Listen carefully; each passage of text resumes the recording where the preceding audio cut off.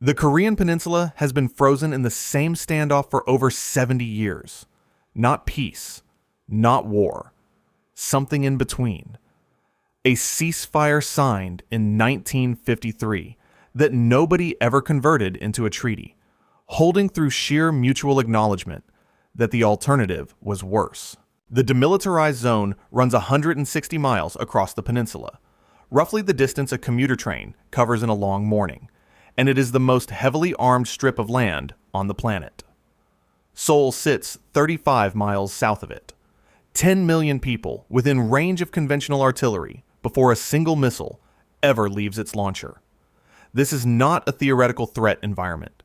This is Tuesday, but this time something moves that isn't supposed to move. A launch is detected, not a test arc into open water, a real strike. So the question becomes the one that deterrence theorists have spent 70 years hoping never needed answering. Does the architecture hold, or does one launch unravel everything in under an hour? Before we get into how this plays out, I want to be upfront. This is a thought experiment built on open source doctrine, public congressional testimony, and declassified planning frameworks. There are gaps, and some outcomes here are genuinely unknowable. That said, it's the version I found most worth following.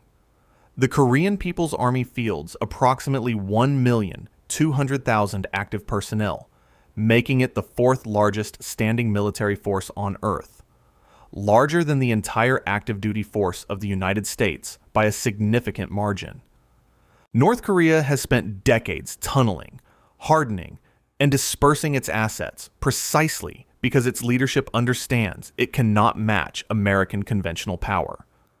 The mountain ranges running through the northern half of the peninsula are riddled with facilities that satellite imagery can only partially account for. Kim Jong-un's nuclear deterrent is not bluster. It is the considered output of a regime that watched what happened to governments that gave up their weapons programs and drew the obvious conclusion. The logic is coherent, even if the system producing it is brutal. At pre-dawn on a typical morning along the DMZ, South Korean sentries watch thermal cameras and listen to generators hum against the cold. The wire catches frost. Nothing moves. This has been the sound of the standoff for 70 years. The United States Space-Based Infrared System, SBIRS, detects a ballistic missile launch within seconds of ignition. The heat signature of a rising rocket motor is enormous, roughly as detectable against the cold upper atmosphere as a lit flare in a dark stadium. And SBIRS is watching every square meter of North Korean territory continuously. The data reaches Pacific Command in Hawaii and the Pentagon simultaneously. The president is notified. From that moment, depending on the missile type and the intended target, the available response window is somewhere between 7 and 15 minutes. Shorter than most people's morning commute. Shorter than a sitcom episode. Shorter than the time it takes to fully process that it is actually happening. THAAD, the Terminal High Altitude Area Defense Battery stationed in South Korea, is the first intercept layer. PAC-3 Patriot batteries provide a lower altitude backstop in both South Korea and Japan. Aegis-equipped destroyers in the region carry SM-3 interceptors capable of engaging in the mid-course phase, while a final continental layer sits at Fort Greely, Alaska, with roughly 44 ground-based interceptors whose tested success rate against a single incoming warhead runs around 55%. Not nothing, but not a guarantee either. The retaliatory architecture is a different kind of inventory entirely. B-2 bombers, forward-deployed F-35s, and submarine-launched Trident. 2 missiles, already on patrol, in water no adversary can fully chart. North Korea has never faced a response system like this. No adversary in history has.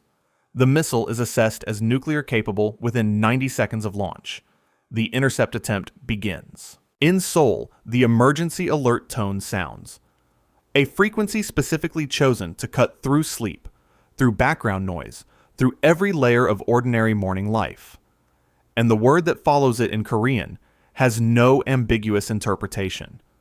Subway platforms fill within minutes. Families who have drilled for this but quietly never believed it would come are now moving through tunnels beneath the city that may or may not still look the same in 15 minutes. In Tokyo, the same alert cascades across every phone screen, every television, every outdoor speaker. On a U.S. destroyer in the Yellow Sea, the Aegis combat system has already fired. The crew knows the intercept outcome before official confirmation reaches them. They are reloading and waiting for tasking inside a sea that North Korean coastal anti-ship missiles can reach without difficulty. From Pyongyang, the picture looks entirely different. Kim Jong-un's command infrastructure is deliberately opaque, deliberately redundant, and deliberately designed to function even if outside communication is severed. Nuclear release authority in North Korea is not distributed the way American authority is. It is personal, concentrated, and has never been fully mapped by outside analysts. In Beijing, the phones are moving before the missile lands. China's nightmare scenario is not a North Korean military victory. It is a collapsed North Korean state, American forces advancing toward the Yalu River, and a refugee crisis measured in millions crossing into Manchuria. Chinese officials are not calling Washington to defend the launch. They are calling to establish what comes after, before anyone has decided. And near the DMZ, in artillery positions that have been pre-aimed at Seoul for decades, North Korean crews have standing orders that do not necessarily require a communication from a Pyongyang that may, within hours, be unreachable. 300,000 artillery rounds per hour is the public estimate of what North Korean conventional artillery can deliver against Seoul. A number so large it resists easy comparison, roughly equivalent to every commercial aircraft in the world taking off simultaneously, and each one carrying nothing but explosives. That capacity does not wait for the nuclear question to resolve. But here's where it gets complicated. And this is where the scenario stops being a military exercise and starts being something harder to model. The United States can destroy the Korean People's Army as a conventional fighting force within days. This has been true for 30 years, and North Korean leadership knows it. That asymmetry is not a weakness in their deterrence logic. It is the foundation of it. The nuclear program exists specifically because conventional parity is impossible. When deterrence fails, the regime has already decided that a devastating response is preferable to a quiet surrender. The military campaign can end in days. The consequences of it do not end for years. 26 million North Korean civilians, a population larger than Australia's, are not the regime. Post-conflict stabilization, humanitarian access through a country with almost no functional infrastructure, the political question of what the peninsula looks like afterward, and the possibility of dispersed nuclear material in the hands of commanders whose communication with central authority has been severed by American strikes. None of these are problems that a Trident missile solves. Not damaged, then managed. Not defeated, then stabilized. Simply present in ways that persist long after the last sortie lands. The deeper truth the scenario surfaces is not about intercept percentages. The entire structure of deterrence is a bet renewed every single day, built on the assumption that rational actors on all sides will consistently choose survival over escalation. It held for 70 years because the cost of failure was absolute, and everyone involved understood it. In Seoul, in Tokyo, in the parts of North Korea that survive, people will organize every account of the event around a single moment, not the launch, not even the detonation, the alert, the tone on a phone screen that turned a hypothetical into a fact in under a second. Military analysts will spend careers writing about intercept geometry and decision windows. Historians will write about whether the 70-year standoff was genuine deterrence or simply a postponement. The people who stood in subway tunnels holding children, staring at an alert with no all-clear following it, will not need either interpretation. They will carry the sound of that tone, the way previous generations carried other sounds. The drone of incoming aircraft, the creak of a shelter door closing, It will enter the language in ways that policy papers cannot fully capture.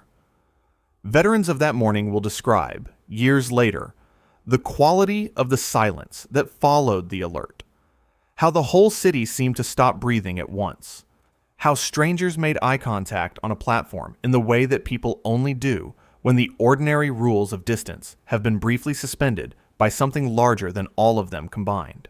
The DMZ will still be thereafter. The same frost on the same wire.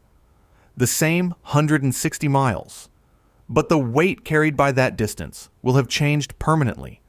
Not because the geography shifted, but because the bet was finally called. And everyone learned, in the same 15 minutes, what had always been in the other hand.